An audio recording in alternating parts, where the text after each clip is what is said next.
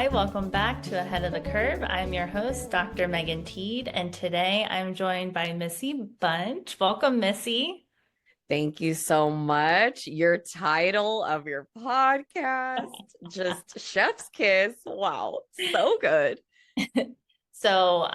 Missy is the founder of Movement IQ, and she is a true powerhouse in the world of applied neurology and pain science.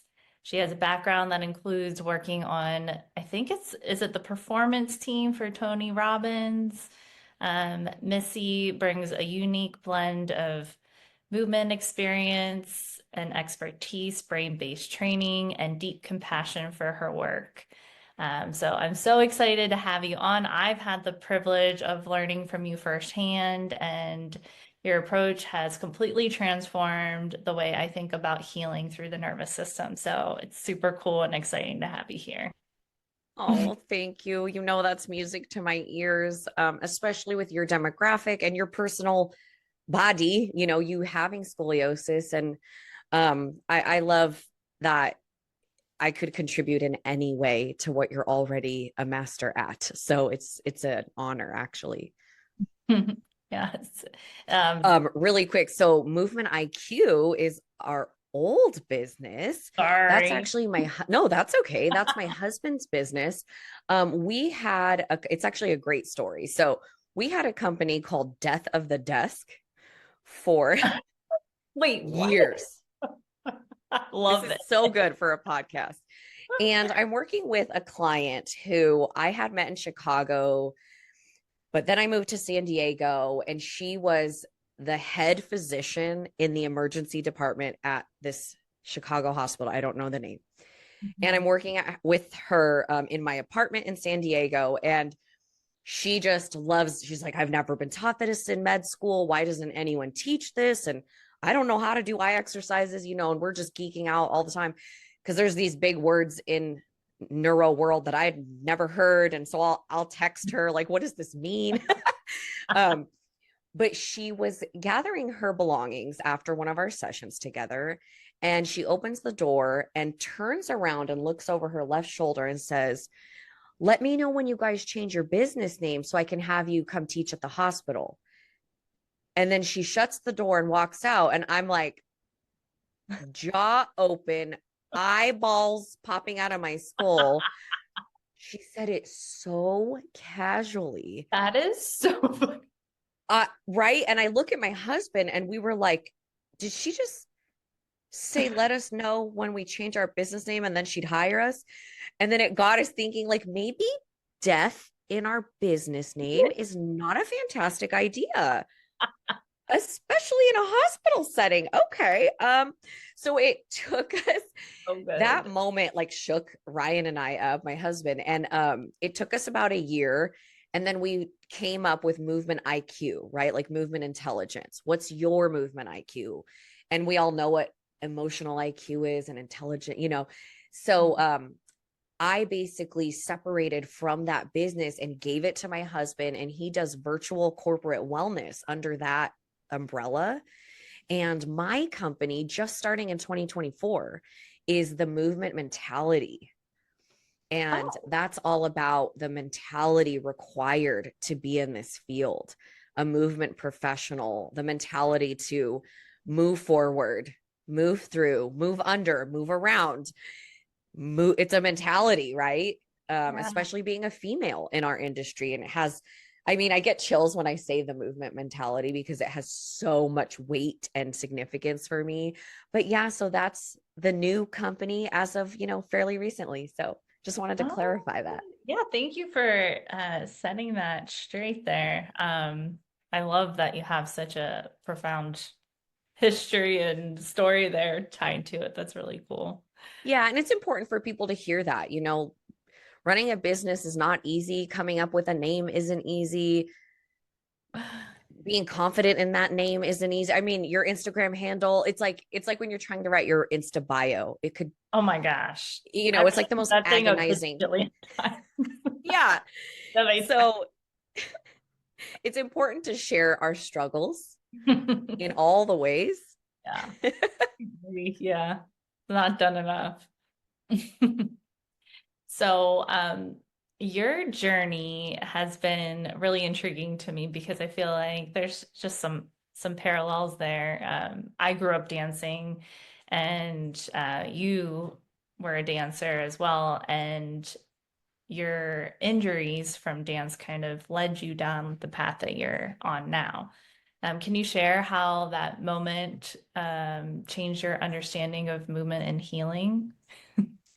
Yeah. So I love hearing that you were a dancer. So I know that I can speak to you in that way. I'm a modern dancer at heart. It's who I am. It's something I desire and crave and long for every like I could cry. I miss dance so much. It's like a piece of me is gone. Um, Especially modern. And I just moved to Arizona 3 years ago. And in San Diego, I was actually dancing like 2 to 3 times a week because there were adult dance classes. And in Arizona, I cannot find a single one that is before 8 p.m. And there'll be like a hip hop class at 9 o'clock at night on a Monday. And I'm like, Who can go to that? who can do that? Like for like I have kids and like I don't want my endorphins spiking at 11 at night. Like what is happening? So Sleep after that. it is I'm like I was literally get in bed at 8:30. I don't know what is wrong with you people. But yeah, so I mentioned that because I was a modern dancer always and always will be, even if I don't do it that much anymore. But I had a skill set in hip hop. So I was just good at it. You know, I could pull it off. It was fun. And that's kind of what got me into this professional world. It wasn't really my modern skills technique and training that got me there. It was actually the hip hop side of things. That was a blast. But so a couple of years into my NBA career, I was I was doing these turns. They're called fouettes or alisacones. It depends on who you train with, but I'm doing these turns, and the NBA court is sticky, Oh and no. your shoes are sticky too. And I'm supposed to be turning, right? And so I go to do a turn. I think it was like rep number 4, and I had like 32 of them to go or total. And I hear something in my lateral knee. It wasn't a pop, but it was just something. It was like a, ooh, and it, vibrated up my soul. Like I can feel it even when I tell the story. Like it went up my spine, into my body, out my arms, and in dance, you're taught if something goes wrong, you smile bigger Mhm. and you do not react. You don't flinch, you just smile, right? And so I'm like smiling. And I know something is very, very wrong because it felt very, uh-oh. Like Yeah. that's how it felt. Like, uh-oh, F word. And Mhm. so I finished the routine, fall to the ground. Everyone's like, what happened? Because I don't limp or anything. I like run into the tunnel and then collapse when I'm out of sight of the audience because Yeah. I'm a Normal. professional. Mhm. So I spend the next 3.5, 4 years working with the best of the best. I had access to the best of the best. I would get on flights, I would be adjusted by the team's chiropractor. I mean, I was doing all kinds of stuff. I was doing all the physical therapy under the sun, acupuncture. I was seeing a Chinese medicine man in deep down China, San Francisco, like Chinatown. I mean, I was doing stool samples. I was doing urine. I was doing things it was just a lot of struggle trying to get rid of this knee pain. And imaging was like, it looks fine. You look My normal. gosh. And I'm like, there is nothing normal about me not being able to move my knee. Okay. And it just was like, no one, not that they didn't believe me, but they couldn't find anything on imaging, right? So there's nothing to support where I was coming from with how bad it hurt. Mhm. So I basically give up. I accept that I have a bad knee. I am a bad knee. I have a bad knee. It's who I am. I might as well have tattooed it on my forehead. Like, oh, that's my bad knee. Oh, I can't, my knee, my knee, right? Like, it was who I was.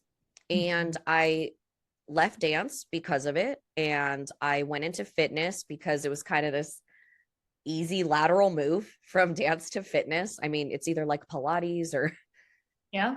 it's we're Natural movers. trans. So we're natural shift, exactly. Like we're looking for a way to move our bodies but also have a profession. So I start teaching boot camps and learning all this stuff, and it's hilarious thinking about my little younger Missy. But um I met a woman who was also a dancer, and this was back in the day when you put CDs into cars, okay?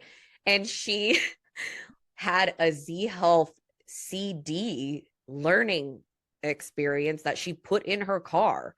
And she said to me, I took this course this weekend, and I learned that when you're walking, your left arm moves with your right leg and your left leg moves with your right arm, and there's this X in the body from your right hand to your left foot, and they call it opposing joints. And that would mean if your left knee hurts, we should work on your right elbow. And I was like, you know, What? uh, and think about this. Think about back in like 2010, 11, 12. Like, this is not an accepted way of thinking by any means. Like, if I said that right this second on social media today, people would probably be like, that's cool. Right. And like, not Big even have a reaction because we're like soulless these days, But back then it was like never heard of. It would probably be way more accepted if this was like a brand new thing I was learning at this age. But I'm mid 20s at this time. So it was very odd to me to hear this. But the more I thought about it, the more I realized it was the most logical explanation I had been given in the entire plural years that I was looking for a solution. And I moved my body, right? And I did the walk, and I was like, you know what? You're right. The left, it does. What? Because everyone else was saying your quads must be weak. We got to strengthen your glutes. What's up with your hammies? And I, like, if you've ever seen my body in real life, you would be like, wow, she's has disproportionately muscular legs, right? Like you would be You're like, like, wow, how's it my, yeah. yeah, you're like, you would see it from a mile away that this person doesn't have weak quads or whatever people were saying. And Yeah. then on top of it, I was trying it anyways. I was Yeah. strengthening all the things. So the crazy, crazy thing that I don't tell a lot of people is I actually did this through a text message.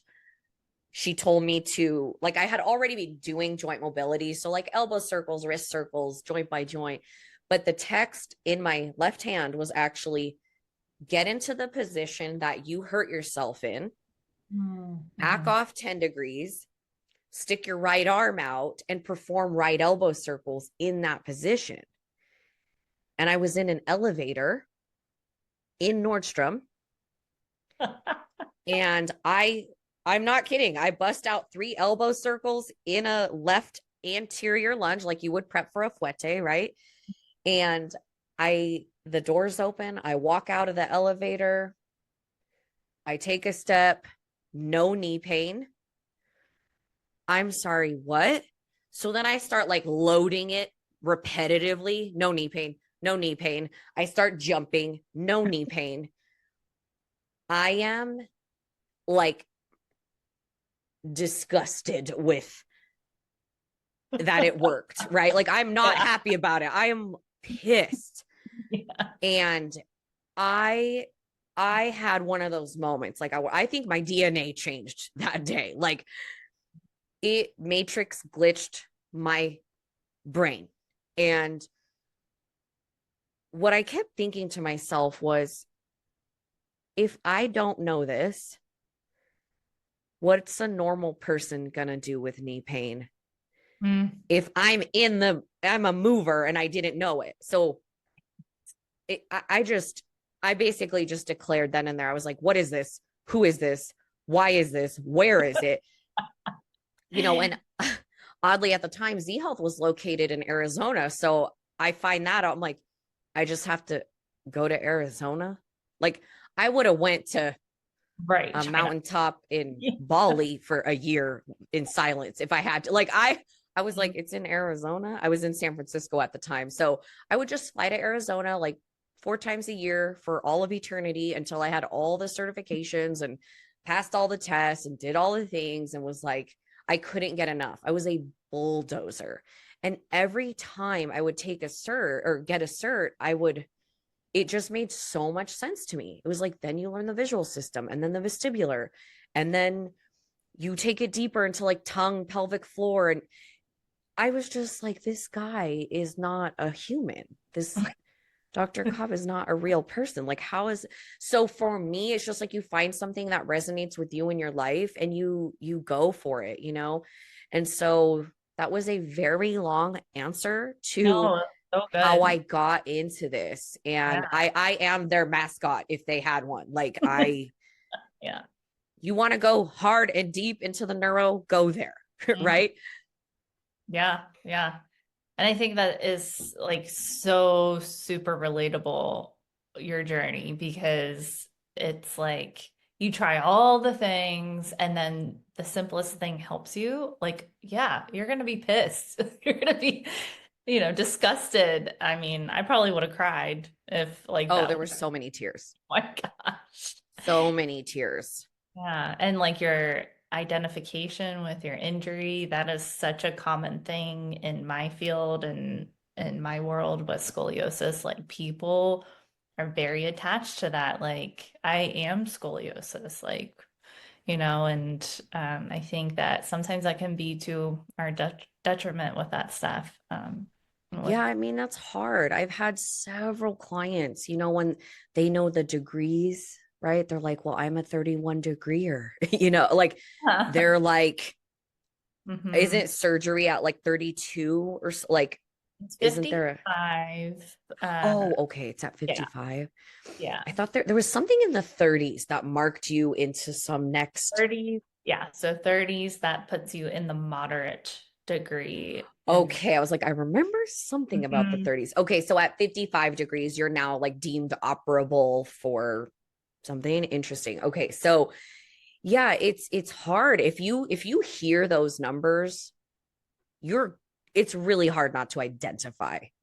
For sure. Really, really hard.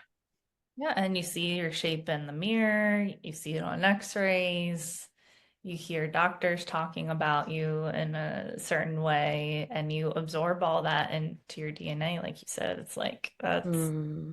yeah. So kind of switching gears before we get into the Scully world stuff, for people who don't have any understanding of what applied neurology is, can you give them a very simplistic, you're very good at this, a very simplistic overview of what it is?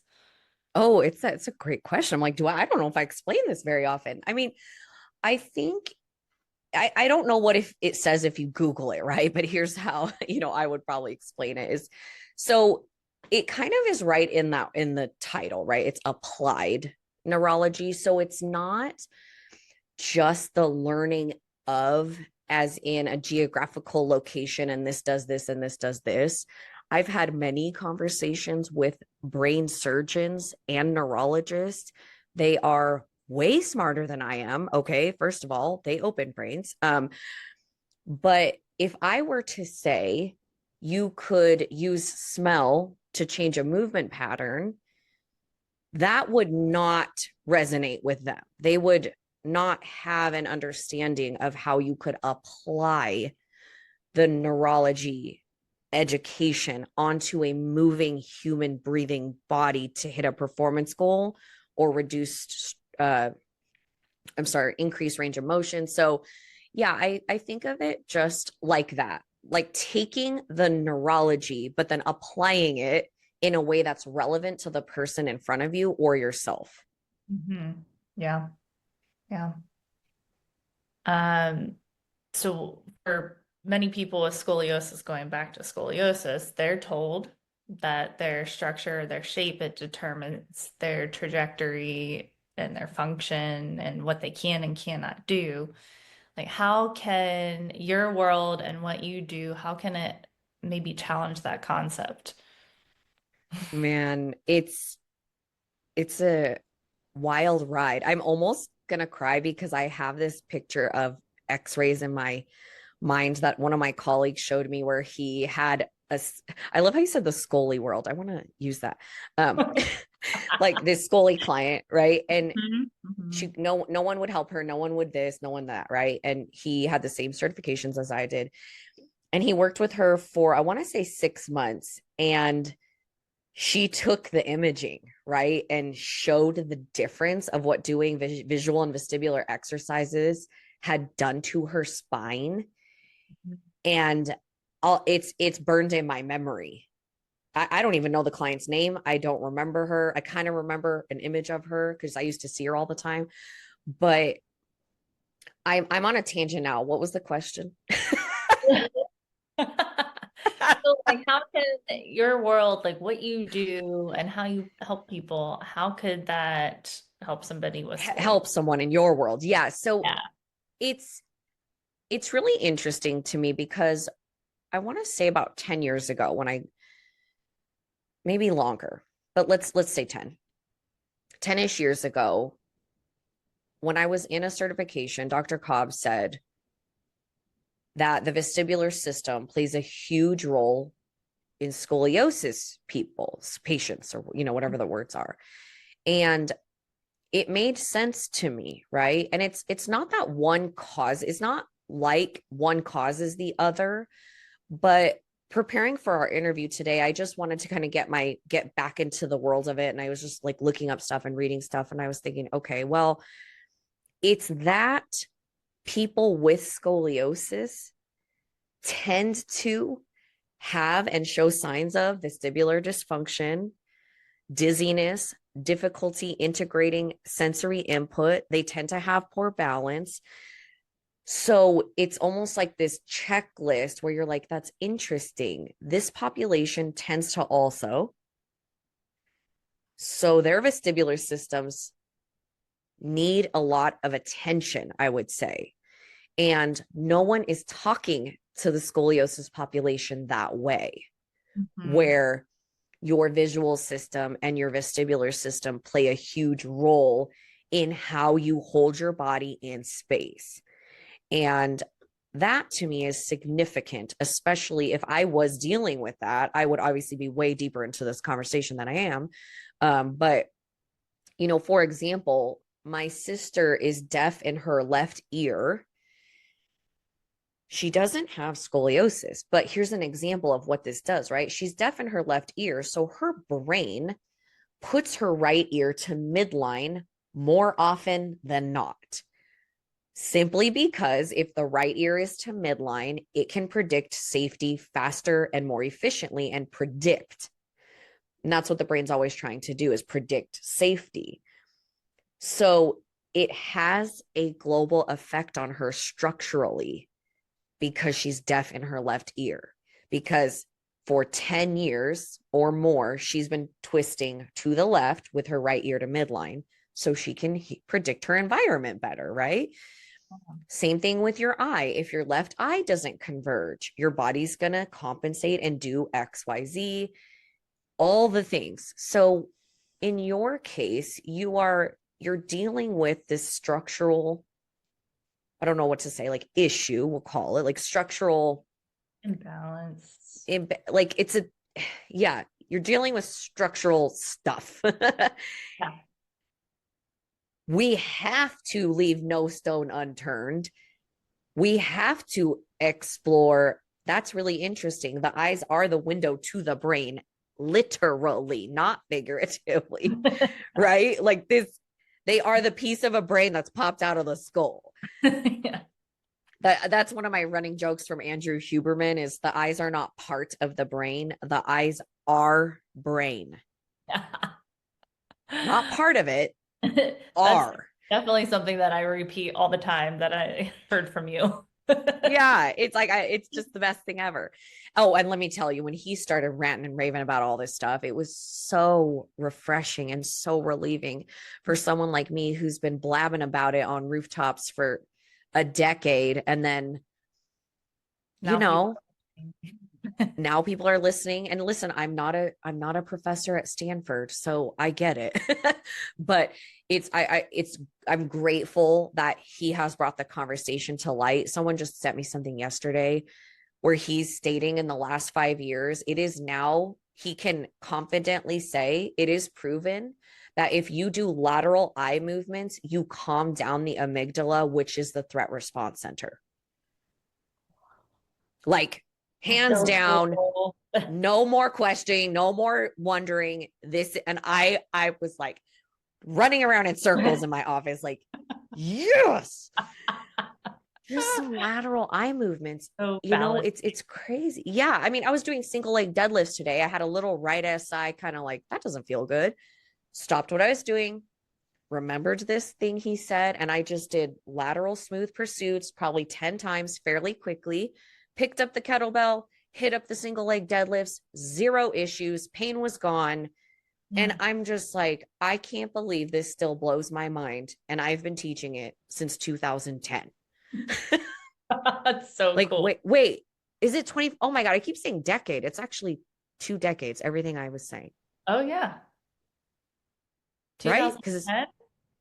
oh no, I'm right. Okay, I was right. Oh, Yeah, decade. yeah. I was like, wait, Yeah. did I just mess up the I numbers? mean, you're creeping on your second decade. Golly, I'm like, how old am I? I'm So, That's how we would yeah. hopefully try to contribute to people in your world on what we could do. Makes makes a lot of sense. I particularly remember you speaking about the eye, like having a weak eye and you're turning your head and you're, ever so slightly. What does that do to the rest of your body? It completely makes sense. And I Yeah. And actually, oh, sorry. I no, was you just go ahead. gonna say, I notice like I have some asymmetries in my face because I have asymmetries everywhere. But I notice when I do all my eye exercises, like my before and after of like what my face looks like, it's more symmetrical and it's crazy. I'm like, how's that change Wow. my face? It's wild. Wow. Please text me that Yeah. testimonial. Yeah, it's, I was just thinking, I was looking at you and I was just thinking, and you think about it, you have scoliosis, right? Your spine is doing this thing because it's the best possible situation that it thinks it can do for you. It's like, this is what we need to do to keep you safe. So if we're not assessing the eyes and inner ear and cranial nerves and everything above the neck, it's as if you're just keeping those things in your threat bucket, but you're already dealing with so much. So imagine taking out the left eye weakness and the left ear not hearing so well and smell on the right. And imagine the load that would take off of the resources that you're already utilizing just to be. Yeah.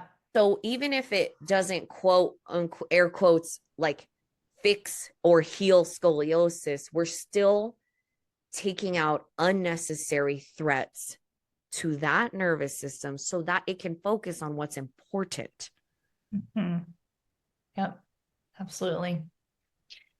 I know that everybody has some level of asymmetries in their body, but in your work, have you found that there are particular eye drills that like seem to trend to help people with asymmetries like more than others?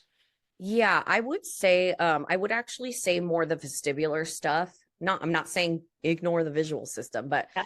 I feel as if you go to the vestibular system, you're kind of getting biggest bang for your buck because you're also doing eye exercises, right? So if you stare at a target and keep your eyes steady and you move your head right left, you are doing eye exercises, even though we're saying do the vestibular system, right? So that's the first place I would go if they respond well to it is I would test all of the canals, right? The anterior canals, the posterior canals, the horizontal canals, right separately, left separately, and then together. and then the otolith organs Mhm. right separately, left separately, together.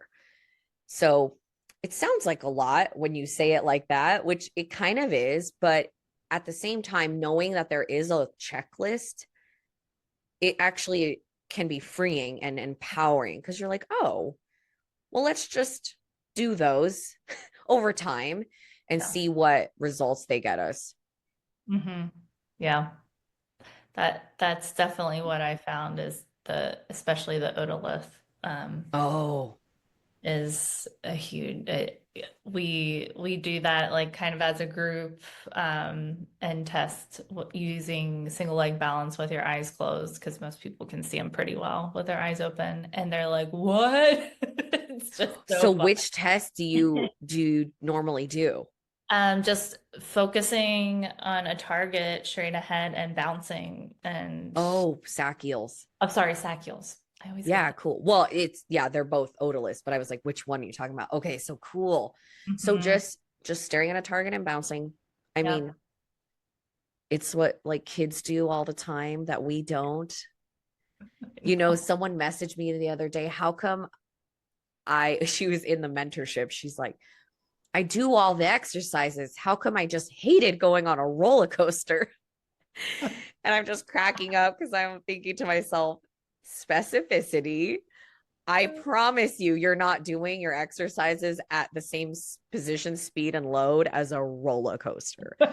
You're probably doing them in a neutral spine with your favorite song on, a Right. unicorn's running by, like it's like Perfect conditions. perfect, beautiful condition. You're not upside down, this thing slamming against your head. Like I'm like, yeah, you have never trained that.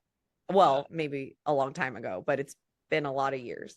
And that's the unfortunate thing is we stopped playing and exploring our bodies the way we used to. And so conditions get worse Mhm. because we don't keep our vestibular systems healthy. And I am one of them. I'm not doing 10 somersaults every day. Like I would Yeah. throw up. But my kids are insane. Mhm. They Getting want to that be all the spun around and crazy somersaults and position. back. Yeah. What do So you, yeah. So switching gears one more time with all of this, what do you wish like more movement professionals, Pilates instructors, physical therapists understood about like how they can help their people with like complex movement patterns and dysfunctions that they have? to be honest, I wish they knew that they have all the tools that they need Mm. to help people in this way and they are qualified enough and are able to. It's a interesting industry, right? Because we feel, well, if I'm not a doctor, then how can I teach an eye circle? Right. And in my mind, I'm thinking, I've seen doctors do eye circles with patients. They're not good at it. Like they're literally testing for like TBIs and that's the end of that, right? I was in the room with my sister after brain surgery when they retested all of her cranial nerves. And I'm not going to lie, I think I have it recorded actually. And I was like, wow, this is probably really illegal. Um, like I hit record on my phone and then just was like, doo doo. Like I wasn't ever going to show it to anyone because, like I said, Yeah. it's probably illegal, but I was mortified at the lack of skill during the tests. I mean, it was like follow my pen. Oh my Her God. gait assessment was in the hospital room, right? It was like what are they like the little assessment rooms, like the little. Like a treatment She room. was in UGG boot, yeah, treatment room. Thank you. I'm like, it's not a room. It's like she had on UGG boots. Um, she took 3 steps to the chair and 3 steps back. He was like, "You're good. You look awesome." And in my head, I'm thinking, she can't make it to the bathroom. Like, what do you?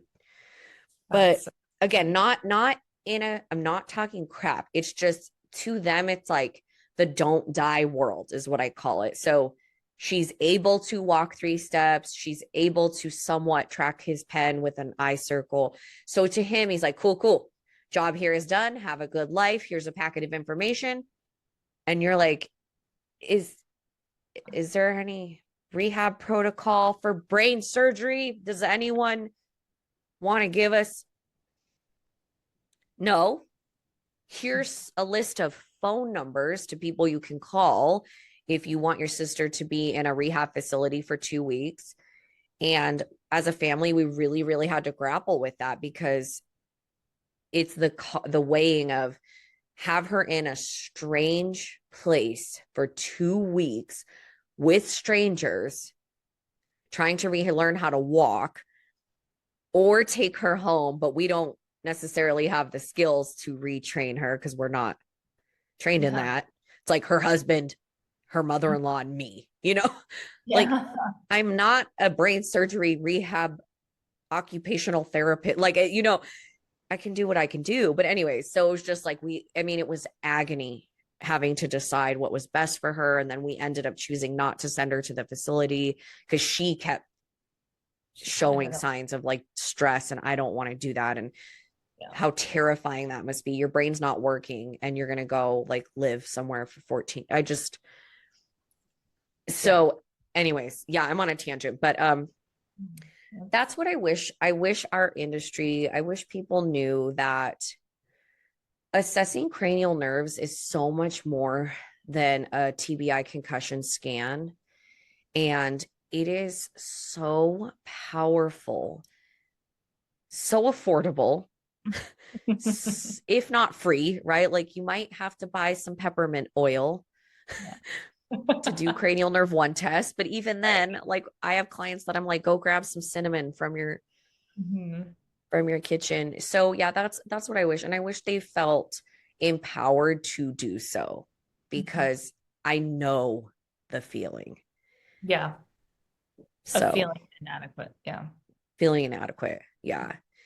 And I got to this point where it was a couple years ago and I was thinking to myself, whoever, I was like, if the president of the United States wanted to book a Zoom session with me, I would be 100% confident explaining what I do, assessing the cranial nerves, how to help this person reduce their, like, so then I was like, wow, that's cool. That Like, I is tried to cool. That's think a of the most cool, nerve wracking yeah, that's a cool realization. situation. Yeah. Like, if Tony Robbins was like, I want to work with Missy, I'd be like, let's go. Yeah. Zero nerves.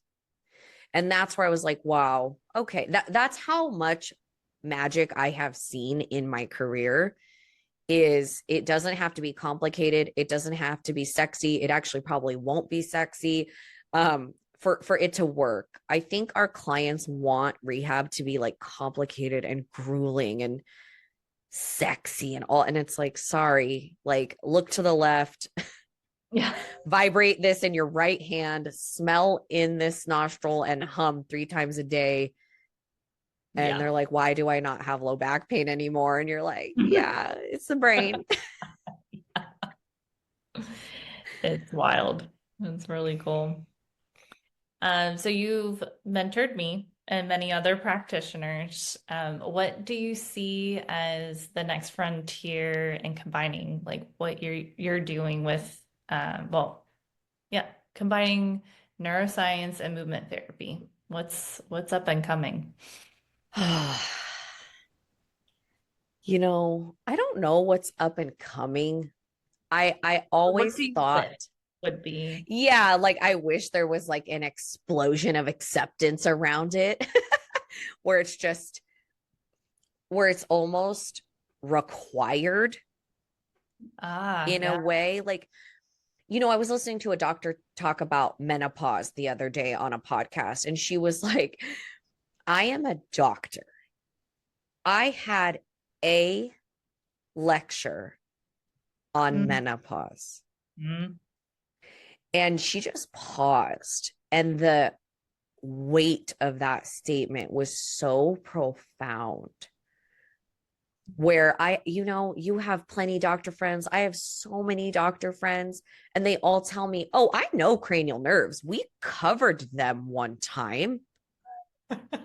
Right. And I'm like, tell me more.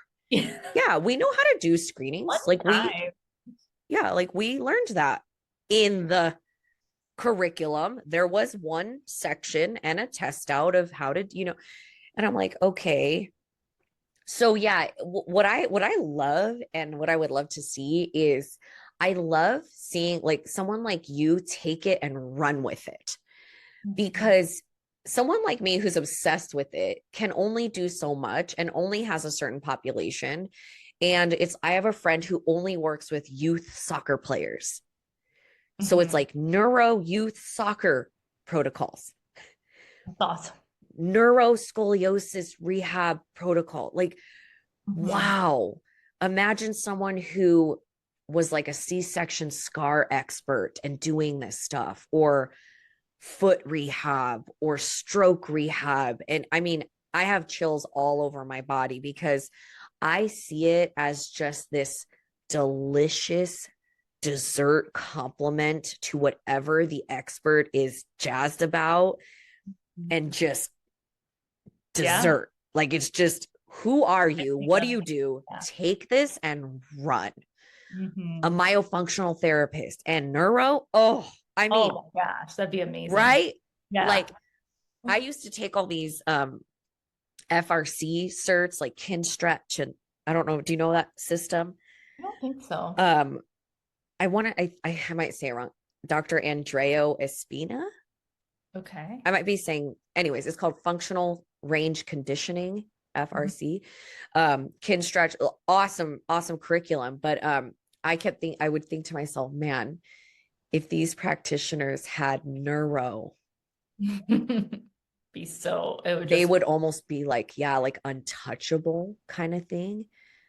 But they're probably the type of people that might think it's like quackery and woo woo, or who knows. And it's to me, I've seen so many miracles that no one could ever tell me otherwise, because I worked with humans in front of my eyeballs and touched them for 15 years, and I know what I've seen and felt, and lives changed. I'm just thinking about this woman I had who, she came in and she just said, my vision is getting so bad. I can't read as well as I would like to, and just had all these things. And I take her history, and she has had breast surgeries for various reasons, and C-sections and tattoos and all this stuff. So I pull out a chart that has different font sizes on it, and I go, okay, you're here for this very specific goal. You always have to focus on their goal, right? Not ours. And she's yeah. like, I just want to be able to read. Okay. What font size can you read out loud? That's clear. What's the smallest font size? Okay. It's a 12. Mhm. She reads the sentence out loud. It's a size 12 font. She can read it clearly. Any font smaller than that, no go, blurry. And I have her just take two palms on, like one palm on top of the other, put a little bit of pressure on one of her scars on one of her breasts, just breathe into it, because breathing is mobility. And then Mhm. we kind of pulled the tissue up, down, right, left, not too much. I'm talking like barely, like a millimeter, right? Just breathing into it, all the things. We retest the font chart, and she's down to an 8. I was like, can I take a picture of you? I took a picture from behind her reading the font chart, and she could read 8 out loud clearly. And that's a small example of just the power of changing an input to change an output that matters to them. It might not have worked, and I'd be like, okay, no go. Let's try. And then the next one, I knew I had a feeling smell was going to work, so I tried that, and same thing. 8 was super clear. She could say it out loud. I mean, so we gave her a couple of things to work on, and it's just, yeah, Amazing. it's just a very powerful way to approach what you already do. And think about that. Like, I don't touch people, Mhm. So I have to learn all these ways of cueing that are like imagine someone who could touch people. I'm like, you could change the world. Yeah. I had a body worker tell me that they had someone on the table face down and their calf tissue was like super tight and just like gristly type of explanation. And they had them start humming while they were working on it and then compared the tissue again after the body work was over. And they were like, her calf tissue was more mobile Oh, after wow. that. And you can't make this up. No, Like no. you just can't. So incredible. So yeah, that's kind of what I would love to see in the world is just like the creativity and confidence to play and explore and be okay when things like screw up too. Like, yikes, that made you really bad. My bad. And then you have a relationship with them and tell them like, okay, let's go back to the things that make you feel good. You know, you're not broken. Like, let's Yes. fix you. You Yeah. always leave a session feeling better than you walked in. Mhm. So yeah, that's my little dream.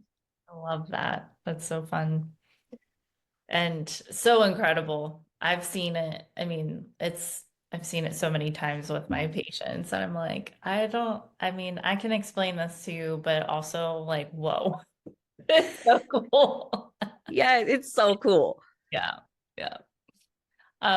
So you have your mentorship coming up, doors are opening. Tell us about that. How can people Yeah, involved with that and super who excited about can this. do So it? this is the only time of the year of 2025 that I'm offering it with bonuses. It's technically available all the time, but once or twice a year I'll offer an insane ridiculous amount of bonuses for coming into the program. So yeah, May 29th, 2025, I open doors and there will be $600 to $1,000 worth of extra bonuses for coming into my mentorship program, which is self-paced. And once you come into the program, I do weekly live calls with that group. Mm, So I've had people that have been with me for 5 years and people that have been with me for 5 days. And we're all there to support each other. I have my OGs and I'm like, hey, help support the newbies. And it's this movement mentality community. And the value is just really, really, really high for a weekly call with me to answer every question and every case study or personal question you have. So I'll do that weekly for as long as I can until I can't, you know? That's yeah. kind of my promise right now is I'll do it until I can't. And because I really believe in the power of community and talking stuff out and roundtable.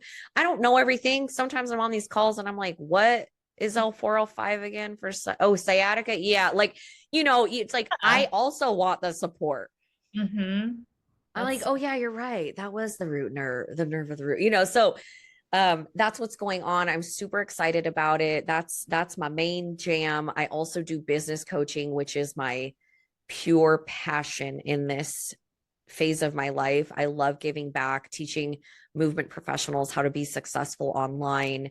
It's very easy to find me, missybunch.com, missybunch15 on Instagram. So I would love to hear from you. And thank you, Megan, for having me on your pod. So fun.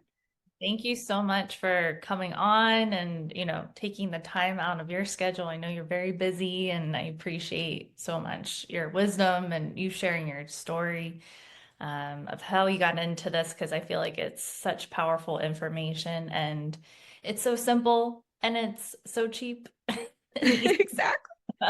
Exactly. So You just have thank to know how to do it. exactly. Yes, exactly. Yeah. So thanks again. Until next time, stay well and stay ahead of the curve.